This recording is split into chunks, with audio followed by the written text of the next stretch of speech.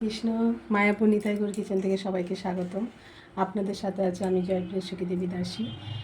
কালকে আমাদের চৈতন্য মহাপ্রভু আবির্ভাব তিথি গেছে কালকে, আর আজকে হলো সচি উৎসব, মানে আজকে নিমাইয়ের কালকে উৎসব গেছে, যেহেতু কালকে আমরা অনুকূল, তার জন্য আজকে আমি ভগবানের জন্য গৌর নিত্যানন্দ প্রভুর জন্য কী কী রান্না করেছি আপনাদের সাথে শেয়ার করছি।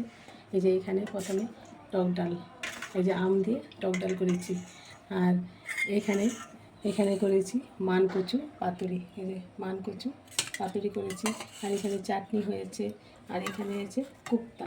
মহাপ্রভু যেহেতু মোচা খুব পছন্দ করে, তার জন্য আজকে পছন্দ রান্নাগুলি আমি করেছি। আজকে এখানে মোচার কুপ্তা করে আলু দিয়ে রসা করেছি, আর এখানে নিম বেগুন, এটাও মহাপ্রভুর খুব প্রিয়। এখানে ছোটো ছোটো করে বেগুন ভেজে নিম পাতা কুচি ভাজা করেছি, আর এখানে মোচার পকোড়া করেছি।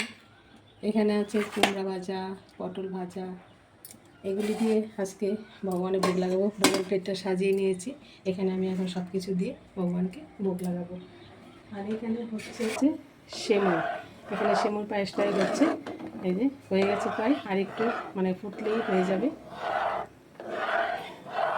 পায়েসটা দিয়ে দেবো ঠান্ডা করে, ভগবানকে ভোগ লাগিয়ে দেবো।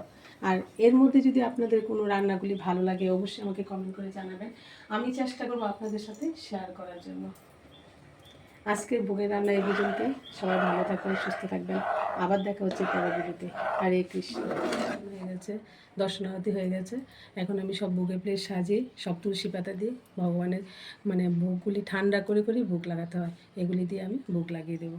আর আপনারা গৌর নিত্যানন্দ প্রভুকে দর্শন করে নেন আর গৌর নিতাই কৃপা লাভ করুন।